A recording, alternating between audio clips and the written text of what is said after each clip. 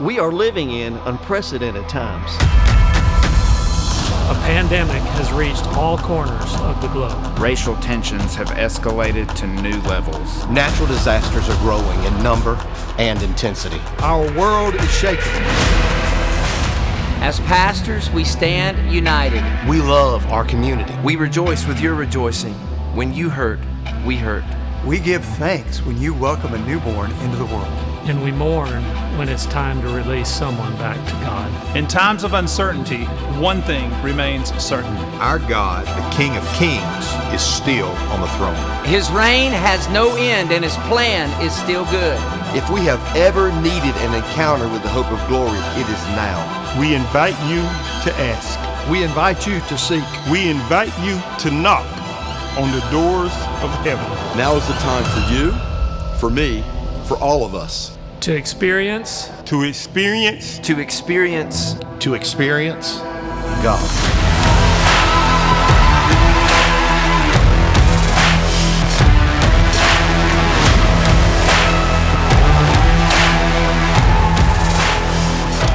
It's time, everybody. I want to thank all the pastors in our community that helped make that happen. Give them a shout out. Heritage Church, thank you, man. It's time, everybody. We are starting today 8 weeks of experiencing God. A few months ago, we believe the Lord just laid it on our hearts for such a time as this that we find ourselves in to take a journey where we sort of get away from the distractions of everything that's going on and seek God with a hunger and a passion. And this is going to be just a guiding resource for us. This isn't about doing a book study. This is about experiencing and encountering a living God that can transform and wake up our hearts. Listen, I'm just moved this morning as we're singing, praying God a revival. Some of us, you're not getting your hands dirty enough. Like we've just built up too much comfort around us. Some of you need to get in the trenches and walk with people who are sick and hurting and dying. You need to have some lost sheep on your heart, some prodigal sons and daughters with you. I promise you, you get your hands dirty a little bit when we start singing God a revival. It's more than a song. It is a prayer. It is a cry. God, I'm asking for revival in our land. Let us see it happen, God. Let it happen here. Let it happen in me. We just prayed a big prayer when we started this. Listen, today's the day we launch, and just so I just want everyone here to be able to participate. So just so you know how this is going to flow, I'm going to preach, and I've got people helping me preach over the next 8 weeks. We will preach a message to set up the week ahead. And then I hope everyone here has gotten your copy of the book.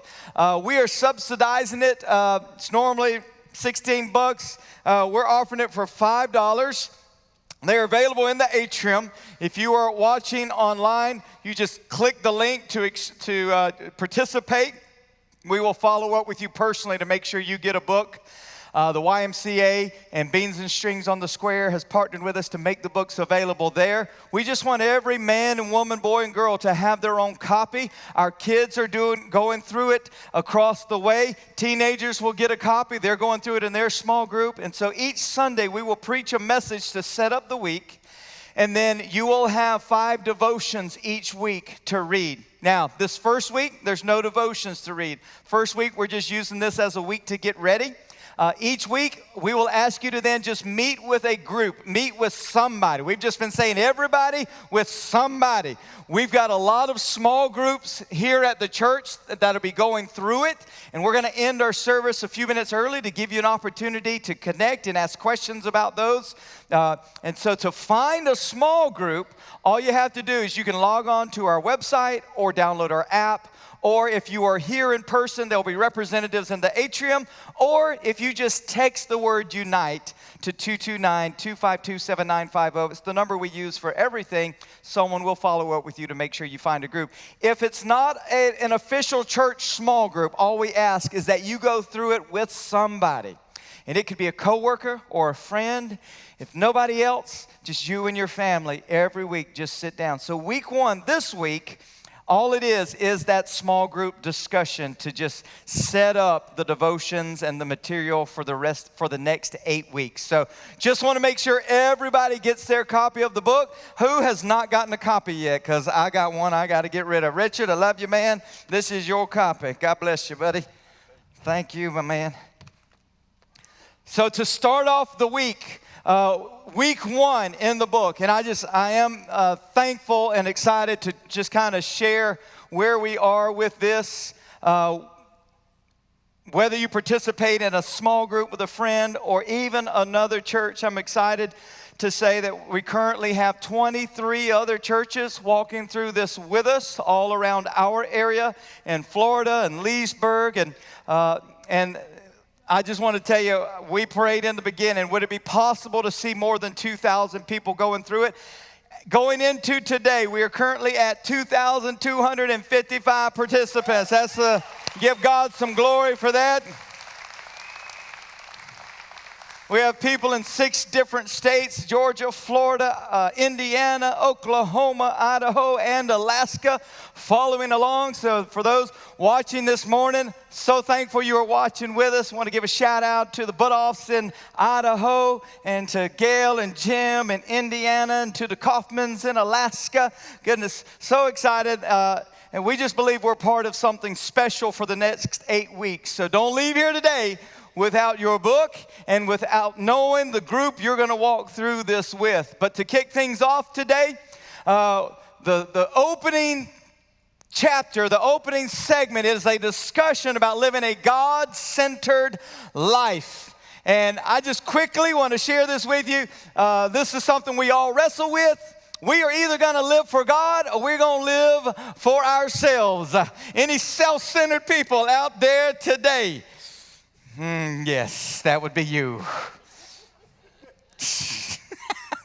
No, I'm not self-centered at all. Yeah, that's pretty much an indication of what a self-centered person would say. Just real quickly, just to compare the difference between living a self-centered life and a God-centered life. What does it mean to live a God-centered life? How do we know we're doing it? Well, we could have this discussion for hours and hours. Let me just give you kind of 3 main differences between self-centered and God. Self-centered people, they're just trusting in their own abilities. They're trusting in their own understanding, trusting in their own thinking, their own skills. Like if they believe in heaven, they deep down believe they're going to get into heaven because of something they have done. However, God-centered realizes that apart from God, we are nothing. God-centered, we're putting all our trust in God's understanding, God's perspective, God's abilities. It is not what we do on earth. It is what Jesus has done on the cross. It is finished. It is paid for. So Jesus gets all the glory. And you've heard me say, I'm just all in on Jesus. When I stand before God, if He says, why should I let you into heaven? I'll say, you should not, but I'm all in on Jesus. I believe what He did is sufficient for me. His grace is sufficient for me. So to live a God-centered life is always staying in touch with our weaknesses, that apart from God, we are nothing. And my goodness, how many of you have lived long enough to know we don't know all there is to know? The smarter we get, the more we realize how ignorant and foolish we are. Man's wisdom is foolishness in God's sight. Listen, He is the Alpha and the Omega. He's the beginning and the end. He was in your yesterday. He's in your tomorrow. He already sees the beginning and the end. We just humble ourselves and say, God, we trust You. He has proven Himself to be good and trustworthy. And so we say, God, we trust You with tomorrow. We trust You with the future. How many parents out there? How many have reached a place where you realize you can make your kids live the life you want them to live? Can I get a witness? If you ain't there yet, congratulations. You just welcomed your baby into the world yesterday. But that revelation and realization is coming like a freight train. It'll keep you on your knees, oh God, without You. I'm praying. Listen, y'all, I'm praying. I love my kids. I love my kids. Incredible. But I want them to be wrecked by God. I just want them to be wrecked. And I'm praying for that. And listen, if you don't have somebody close in your heart like that you're praying for, oh God, I pray. Listen, you done built a wall around yourself. Jesus, he's a man of peace. He's a man of joy, but he's also a man of sorrows. And he carries around the weight of this world. Listen, I'm desperate for my kids to be wrecked by God. I'm desperate for some of you. I'm desperate for some of your marriages. I'm desperate for some of your faith, and you're just running the wrong. I'm desperate for you. And I've been a pastor long enough to know I can't make you do anything. It is not by might, not by power, but only by His Spirit. So I'm desperate for the Spirit of God to move in your life, in my life, in my kids' lives. I'm desperate for them. So God-centered life just realizes how weak and short we fall. It is only possible in God. So God, we put our trust in you. We want to live a God-centered life. In Proverbs 3, many of you have heard this. Trust in the Lord with all your heart. Lean not on your own understanding. In all your ways, submit to Him. He'll make your paths straight. Don't be wise in your own eyes. Fear the Lord and shun evil.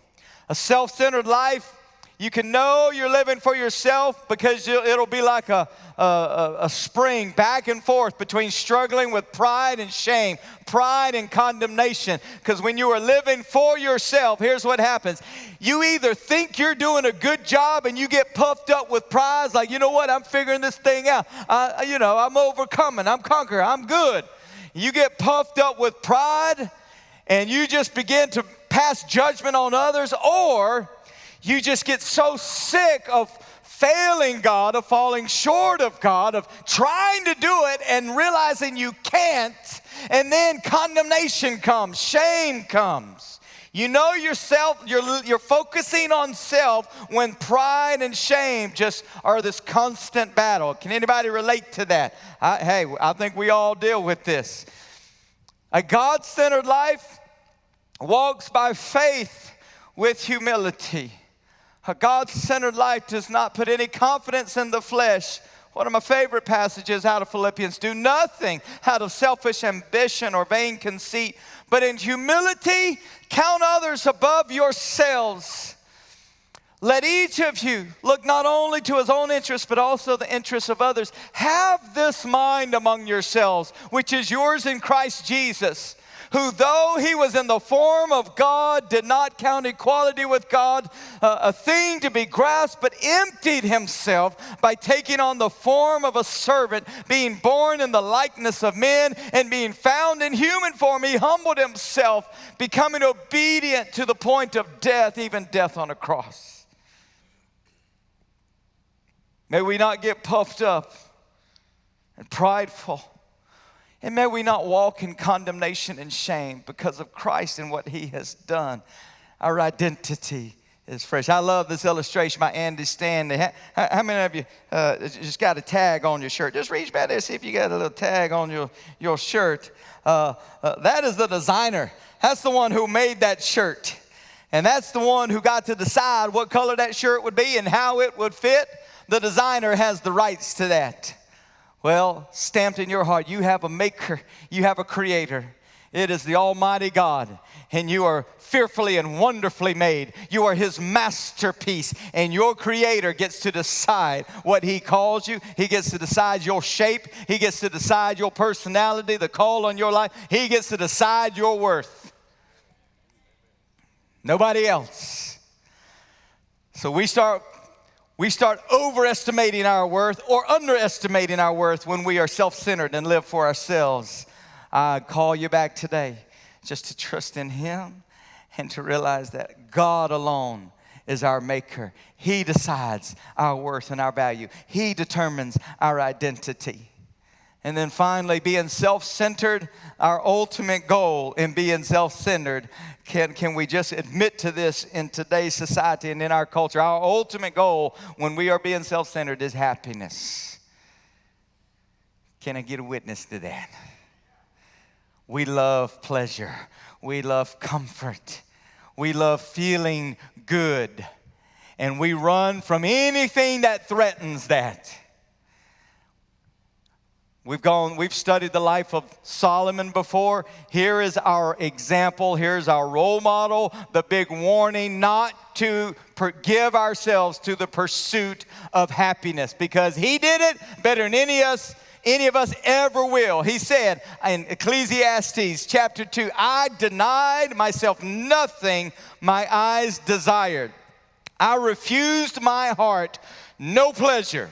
Now, fortunately, we aren't as wealthy as Solomon. God has protected us from ourselves. We can't go after all the things we think we want and need. Solomon was blessed enough. He had all the riches in the world. He could actually go for it. He said, I denied myself. If I wanted it, I got it. And he just goes on the laundry list of things that he acquired. Women and property and projects and riches and slaves and you name it. He just said, if I wanted it, I got it, and I did it. And I just gave myself to it. I had people singing for me, dancing for me, sleeping with me, buying me things, handing me things, hand and foot, just whatever I wanted. If I thought I could be happy, I got it. And the end result, I hated my life. Because in this world, happiness is a mirage. Happiness is temporary. You've probably heard me say it before. Does money buy happiness? Yes, it does. Yes, it does. Money buys happiness, and happiness always expires. What have you bought for happiness that didn't ultimately wither away, run out, expire? You can eat a great meal and happy while you're eating it, and you're going to get hungry again. You can buy that car, ride around, think, oh, I'm the man now. It's going to break down one day. Buy that big house, think we live in the good life. It's going to rot. It's going to make that money and build that bank account. One day it's going to be gone. Anything we acquire for happiness has an expiration date. God warned us about this. He said, don't store up your treasures in the places where the moths come and it withers away and it burns. Store your treasures up in things that are eternal. Because when we're living for ourselves, we want to be happy, and when we're not happy, other people pay for it. I got to admit, I was reminiscing. I had a birthday yesterday, finally hit my 30s, excited about this. I was not meant to be that funny. 45 years old yesterday, excited. Thank you. Got my first injection in my spine the day before, and I'm embracing it. We were reminiscing over previous birthdays. I was actually born on Labor's Day, so shout out to my mom. Since I was born, the world has celebrated your labor. So that's never been that funny. I just can't resist it. I was reminiscing over a past birthday. Diane, you may have been there that day. It was a staff. Well, I was about the time of my birthday years ago. And I remember we walked into, I don't know, it was a sub place or something. We walked in, and I'm, in my mind, my self-centeredness, I'm thinking, it's about time we celebrate me for once on a birthday. I'm thinking, we called this staff lunch. It's about my birthday. And I'm expecting to be celebrated a little bit. And I walked in, and we're going through the line, and I look over, and I see this massive birthday cake sitting on the table. And I'm playing it cool. I was like, that's what I'm talking about. That's more like it. So when we go through the line, I get my plate, and I sit down in front of the cake, and I say, for me. And then I look up and realize the staff's sitting on the other side of the room. And this other family looking at me really oddly is like, why are you sitting at our table? My bad. So I got up, oh, that's fine, that's cool. Now I'm kind of miffed a little bit. I sit down with the staff and I notice they're passing a card around. And now I'm angry. I'm like, can y'all at least have the courtesy to sign my birthday card, not in my presence? Like, try a little harder, like spill it out before we get here. They pass it to me and it's a get well card for somebody in our church.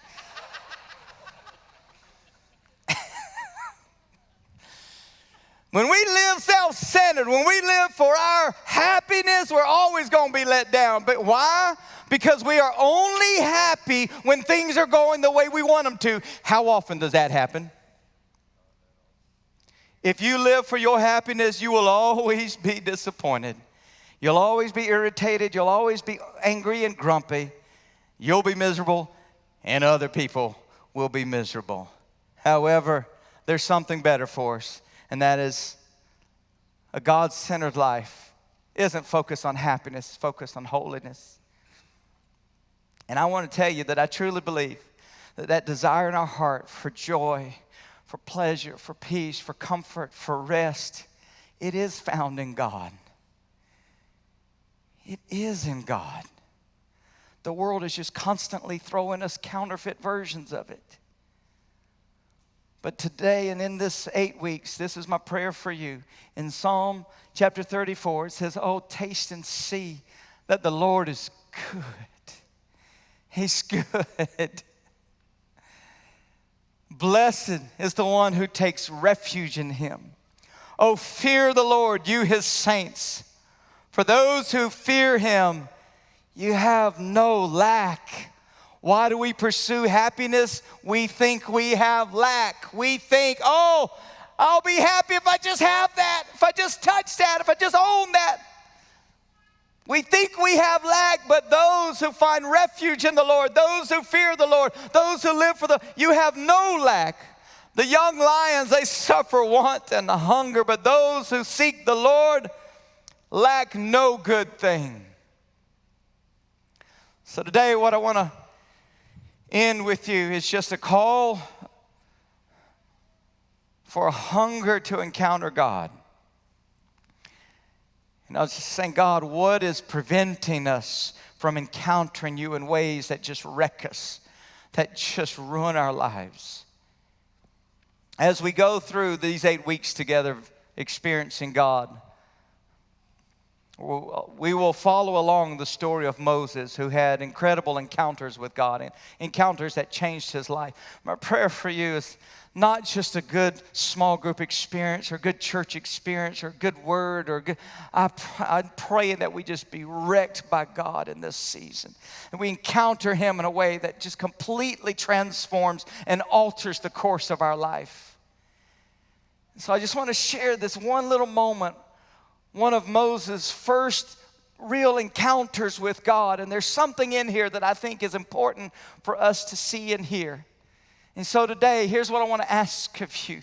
I want to ask if you would allow me to invite you into discomfort. Listen, we want to welcome you here, and we turn the AC on. We want you to feel loved and welcome. But listen, we can get to the point where we chase so much comfort that it actually becomes a barrier between us and God. Because to truly get desperate for God, I believe we have to enter into this place of discomfort, this place of vulnerability, this place of being exposed for who we are. I want to invite you out. I want to ask you to embrace that, to just receive that and understand it is a vital part of this process. I want to share with you an encounter that Moses had with God. If you grew up in church, you're probably familiar with that, and if you're not, it's okay. But in Exodus chapter 3, it says, now Moses was tending the flock of Jethro, his father-in-law. Moses is just out tending to the sheep. He's a shepherd at this point, learning a lot about the laws of God, the ways of God. He's tending the sheep, the flock of Jethro, his father-in-law, the priest of Midian. And He led the flock to the far side of the wilderness. Wilderness is another word for desert in the Bible. And came to Horeb, the mountain of God. There the angel of the Lord appeared to him in the flames of fire from within a bush. So this is the burning bush encounter. This bush is just, it's on fire, but it's not burning up. And obviously it got Moses' attention. Moses saw that though the bush was on fire, it did not burn up. So Moses thought, I'll go over and see this strange sight, why the bush does not burn up. And when the Lord saw that he had gone over to look, God called to him from within the bush, Moses, Moses. And Moses says, here I am. And God said, don't come any closer. I want you to take off your sandals, for the place where you are standing is holy ground. He said, I am the God of your father, the God of Abraham, the God of Isaac, and the God of Jacob. And at this, Moses hid his face because he was afraid to look.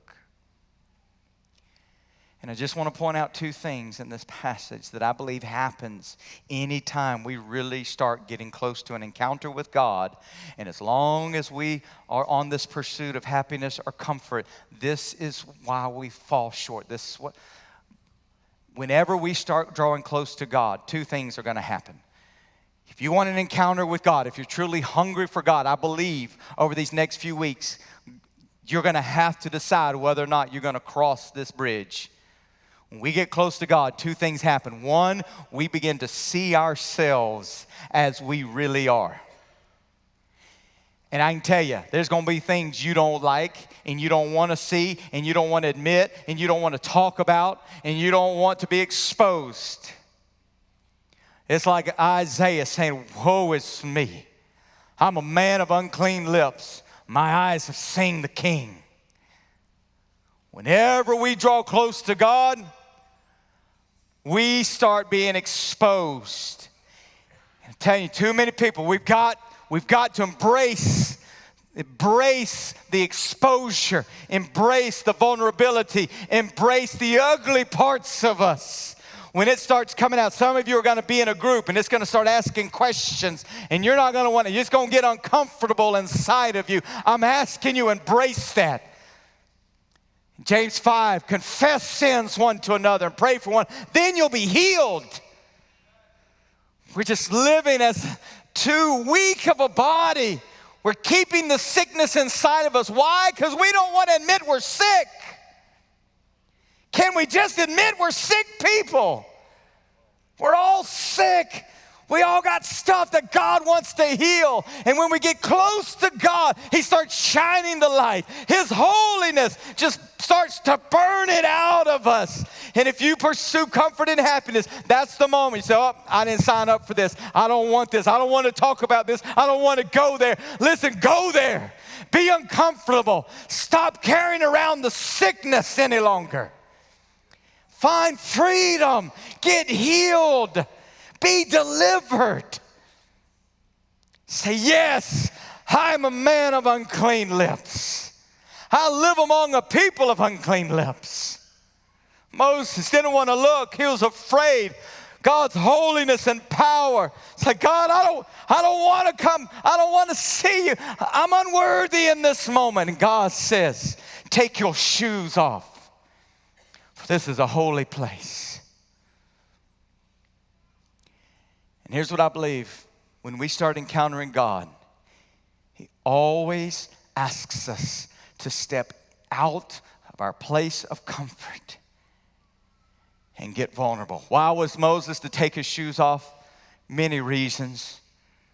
When you were a shepherd living in the desert, you can imagine what your shoes would be covered with.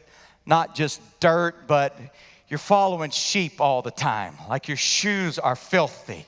God says, Moses, take off the shoes. And what this represents to me is I just want to lay my filth at your feet. He's always going to call us into this place of taking our shoes off. You know what else I think it represents? If you're living in the desert, your shoes, that's your protection. That's your security. That's your comfort.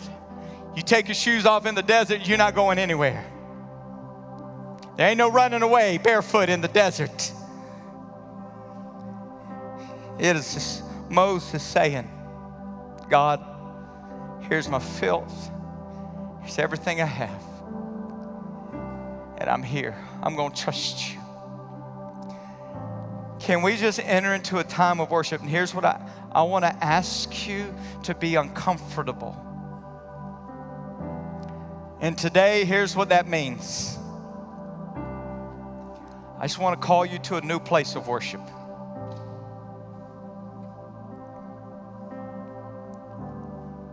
I want you to get uncomfortable as just an act of saying, God, encountering you is more important than my happiness or being comfortable. Y'all, I got prayers in me that I'm desperate for God to answer. Saying, oh God, I need breakthrough. Oh God, I need you to move. Do you have that in your heart? Are you that hungry?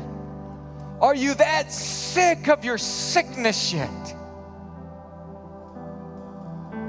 Can we worship God in a new way today? For you, it may mean taking your shoes off. God, I'm standing on holy ground. I just lay myself at your feet. For some, it may mean lifting your hands. You may never raise your hands to God before. The Bible tells us, lift holy hands to Him. For me, it is an act of surrender. When my kids lift their hands to me, all I want to do is just pick them up and wrap them up. For me, it's saying, God, hold me. God, I need you. For some, it may be getting on your knees.